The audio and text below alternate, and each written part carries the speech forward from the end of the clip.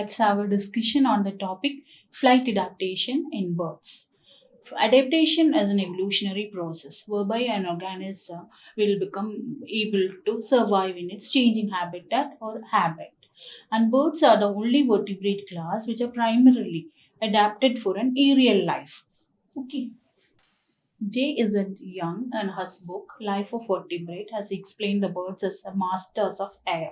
Why he called them as masters of air is because they are the only class which are primarily adapted for an aerial life. So the birds have evolved not only the wings but other mechanisms to fit for an aerial life. And their flight is a balance between two sets of processes. One set is a lift and weight, the second set is a thrust and drag. So the weight is the force or the gravitational force which the bird experiences, and lift is generated by the flow of air over the wings. So generally the bird shows two type of adaptations for their aerial life. The first type of adaptation is the morphological adaptation or the adaptations in their body features. The second one is the anatomical adaptations which are seen in their internal systems. So let us have a look under these two headings, that is the morphological as well as the anatomical adaptations. The morphological adaptation, we can discuss it with the body contour. The body contour means the shape of the body of a bird.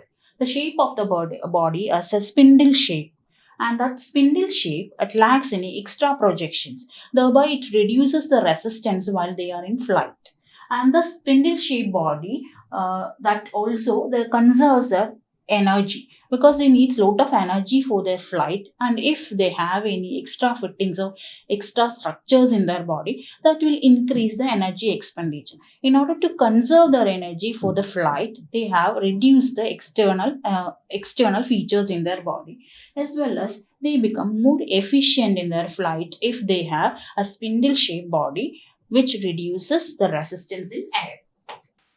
The second anatomical features which offers them a better aerial life are the compact body shape. The compact body, which is dorsally strong and ventrally heavy. Dorsally strong means their skeletal system is adapted for an aerial life, which makes the body dorsally a fit one, which is the more stronger than any other organisms. And the wings, which are attached to the thoracic region, that enables them to fly efficiently. And a long mobile neck, which acts as a center of gravity, also enables them for a better flight.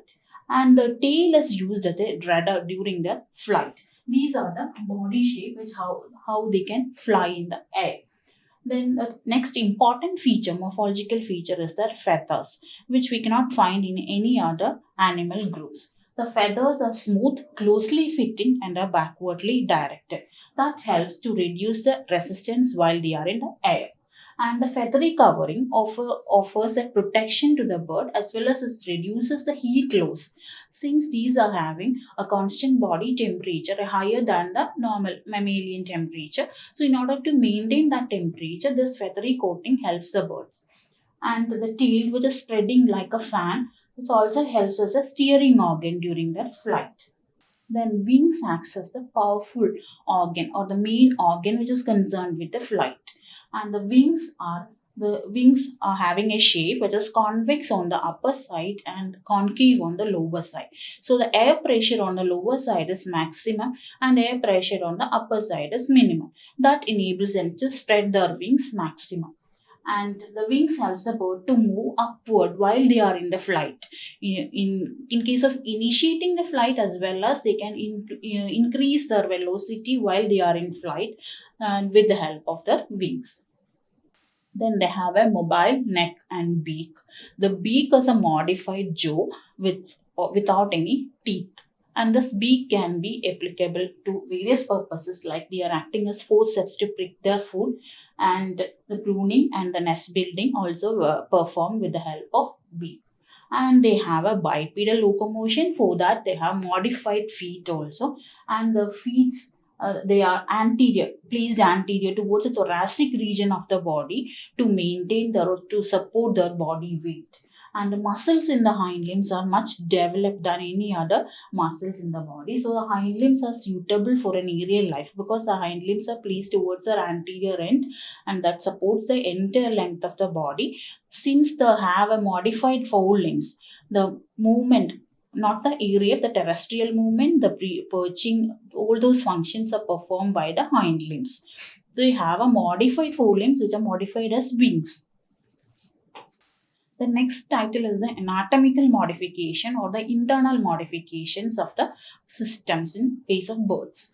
And the major important one is the flight muscles, which enables them to fly higher in the air. And they have three sets of muscles which helps them to fly. All those muscles are in the pectoral region of the body. The first set of muscle is the pectoralis major muscle, which arises from the sternum and clavicle, and it is inserted into the head of the humerus portion of the forelimb. And here the forelimbs are modified as wings, although they have the internal skeleton as any of the vertebrate forelimbs with 3 digits. So the head portion of their humerus, they got insert the pectoralis major muscle, it got inserted into the head region of the humerus bone. And the contraction of the pectoralis major muscle, it causes the downward stroke of the wings, thereby the bird can fly higher or it can initiate the move, aerial move. So pectoralis major contraction, it initiates a downward stroke of the wings. And the next muscle is the pectoralis minor muscle, which is a longer muscle than the major, pectoralis major, but it is thinner than the pectoralis major. And contraction of this muscle causes upward stroke of the wings. And the third set of muscle is coracobrachialis muscle. This coracobrachialis muscle originates from the coracoid and sternum portion of the endoskeleton, and it also gets inserted into the humerus or the forelimb portion, and it causes the downward stroke while they are in flight. So these 3 muscles helps them in flight, that is pectoralis major, pectoralis minor and the coracobrachialis muscles. This explains the coracobrachialis, pectoralis major muscles. This one is the pectoralis major.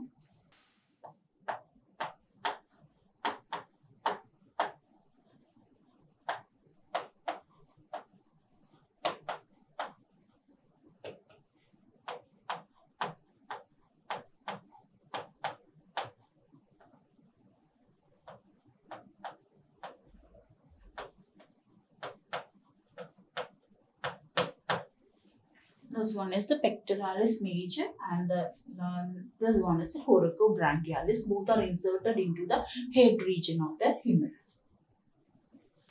The second modification, the anatomical modification is seen in their endoskeleton, which the modifications in their endoskeleton is a major changes seen in the anatomy of a bird.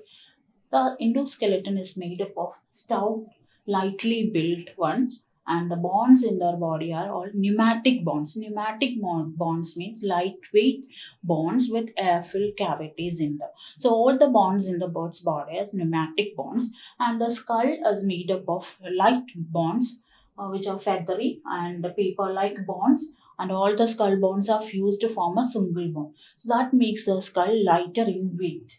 And the skull also possesses a beak which lacks the teeth. And the heterocoelous vertebrae, it offers a greater flexibility to the endoskeleton. And they have a single occipital condyle which makes them to turn their head in a 360 degree. That enables them to clear the vision, or that offers them a clear vision while they are in flight. So the single occipital condyle, it helps them for a 360 degree vision. Then another modification seen in the vertebral column is the formation of synsacrum and pygostyle. Synsacrum is formed by the fusion of vertebrae in the thoracic, sacral, lumbar and the caudal regions. So the thoracic, last few thoracic vertebrae, the sacral vertebrae, the lumbar vertebrae and a few anterior caudal vertebrae, they fuses to form a single bond called the synsacrum. And synsacrum helps them to reduce the weight due to the vertebrae. And another modification is in the form of pygostyle. Pygostyle is a structure which is formed by the fusion of the last few caudal vertebrae. So the pygostyle and the synsacrum. This one is the synsacrum and this one is the pygostyle. This helps them to reduce their body weight. And the clavicles, which are stout bones in other vertebrates, these are modified to form a V-shaped bone called the furcula. So the pygostyle, the clavicle in case of birds are fused to form a V-shaped structure called the clavicle, and clavicle is also known as the wishbone. Then the hind limbs, they support the entire weight of their body, and it also shows a structure called keel, which is a modification of the sternum. The ventral portion of the sternum shows an expansion, and this expansion is for the attachment of flight muscles. So the endoskeleton in case of a bird is modified for the performance in an aerial life. The skull is formed of membranous fused bones which are light in weight, and they have a beak, and this beak is without any teeth. And the endoskeleton shows modification as in the formation of synsacrum and pygostyle. They have a furcula which is formed from the clavicle and have an expanded portion for the sternum called the keel, and the keel is for the attachment of flight muscles. Then the next modification is seen in the respiratory system. The birds are the only class of vertebrate which shows an air sac associated with the lungs. So the respiratory system is modified that the food is oxidized readily since they needs large amount of energy for flight. The food which they have taken is directly oxidized, so that they needs large amount of air or oxygen for the oxidization of food, that is provided by the modified respiratory system. Then they have a compactly arranged viscera, that is the inner mass of body systems or of organs, and they have a modified viscera, that means the inner mass of their organs are compactly arranged to reduce their body weight. So the organs are crowded and overlapped within the allowed spaces, and the digestive system is also have modified, having selective diet pattern and rapid digestion of food materials. They have a short rectum, and undigested food is never stored in their body. As soon as the food is digested, they excrete the excreta from the body. And the circulatory system is also modified one. They have got large amount of hemoglobin in their RBC, a large, powerful, and efficient heart with 4 chambers. And the warm bloodedness of birds is another phenomenon which helps them for fly in higher altitudes. So this large amount of RBC also helps them for fly in higher altitudes, because these are homeothermic animals having a body temperature of 40 to 46 degrees centigrade. And the excretory system is of importance for flight, because as soon as the excreta in the form of uric acid is formed, the birds expel this excreta from the body.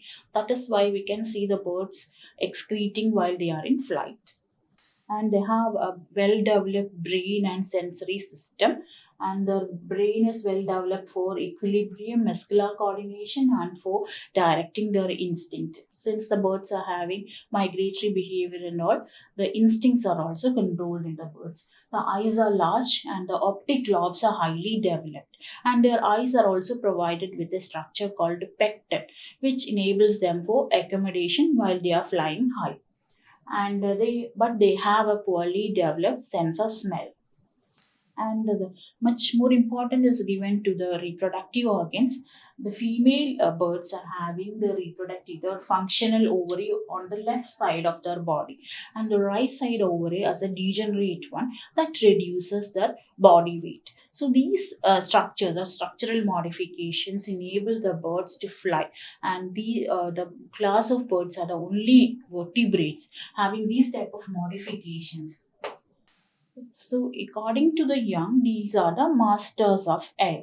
So, the birds are amazing animals which uses their modification in the systems to fly and amaze the world with their undeniable characteristics. And the most importantly, they are the only class of vertebrates having this capacity which inspire the humans to fly.